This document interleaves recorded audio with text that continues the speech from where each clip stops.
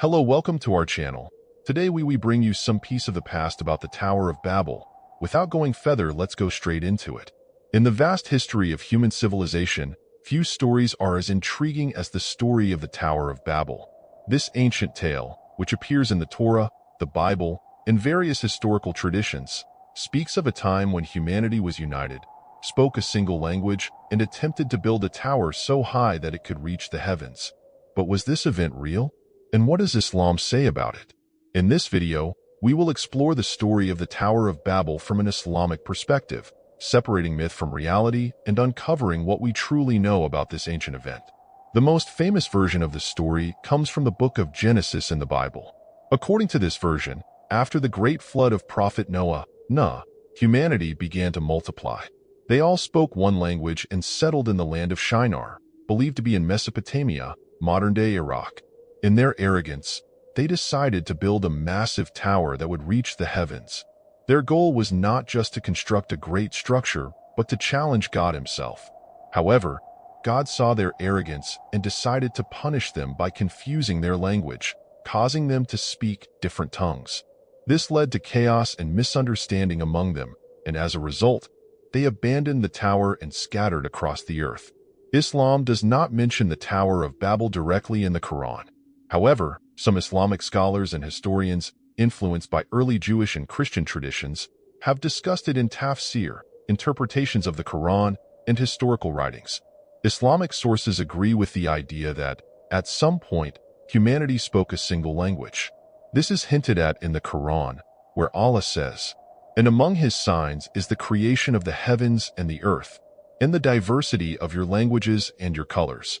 Indeed, in that are signs for those of knowledge." Surah Ar-Rum 30:22. This suggests that language diversity was part of Allah's divine plan, but whether it happened suddenly due to an event like the Tower of Babel is not explicitly mentioned. Some Islamic scholars believe that after the flood of Noah, the survivors spoke a common language. However, as people spread across the world, Allah caused them to develop different languages naturally over time, rather than as a sudden punishment. Although there is no direct Quranic reference to a specific tower, some Islamic historians, including Al-Tabari, mention that there was a group of people who built a great structure in arrogance, defying Allah. They argue that it could be linked to the story of Namrud, a tyrannical king mentioned in Islamic tradition. Namrud is believed to have ruled over Babylon, Babel, the same region where the Tower of Babel story is said to have taken place. He was an arrogant king who defied Allah and even claimed divinity. Some interpretations suggest that he may have ordered the construction of a massive tower to challenge Allah, similar to the biblical version of the story. In Islamic tradition, Namrud is also known for his confrontation with Prophet Abraham. The Quran describes how Namrud debated with Ibrahim, claiming that he had power over life and death. However, Ibrahim, showed him that only Allah has true power, and Namrud was left speechless. The Quran states, "Have you not considered the one who argued with Ibrahim about his Lord merely because Allah had given him kingship? When Ibrahim said, 'My Lord is the one who gives life and causes death,' he said, 'I give life and cause death.' Ibrahim said, 'Indeed, Allah brings up the sun from the east, so bring it up from the west.'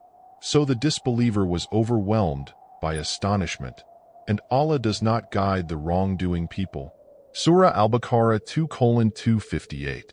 Some Islamic scholars connect Namrud's arrogance to the idea of the Tower of Babel, believing that he may have attempted to build a structure to challenge Allah's authority. However, the Quran does not confirm this directly. Some historians believe that the story of the Tower of Babel might have been inspired by real events. The ancient Mesopotamians built massive step-like temples called ziggurats, which were dedicated to their gods. One of the most famous of these is the ziggurat of Babylon, known as Etemenanke, which was a massive structure believed to be around 90 meters high. Could this have been the inspiration for the Tower of Babel story? Additionally, ancient civilizations often saw linguistic diversity as a form of divine punishment.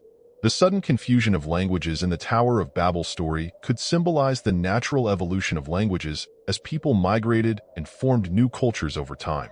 Whether or not the Tower of Babel was a real historical event, its message remains powerful. The story teaches several important lessons. 1. The dangers of arrogance. Just as Namrud challenged Allah and failed, the story warns against human pride and defiance of the Creator. 2. The unity of humanity.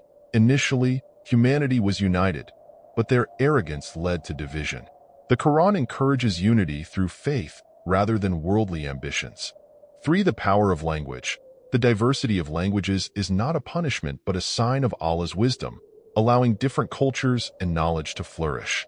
The story of the Tower of Babel remains a fascinating tale, filled with deep lessons about human nature, arrogance, and divine wisdom. While the Quran does not explicitly mention the tower, Islamic scholars suggest that the rise and fall of arrogant civilizations, like that of Namrud, align with the moral lessons of the story. Whether viewed as a myth, an allegory, or a real event, the Tower of Babel serves as a reminder that true greatness comes not from worldly achievements but from humility and submission to Allah. If you enjoyed this exploration of ancient history from an Islamic perspective, be sure to like, subscribe, and stay tuned for more fascinating stories from the past.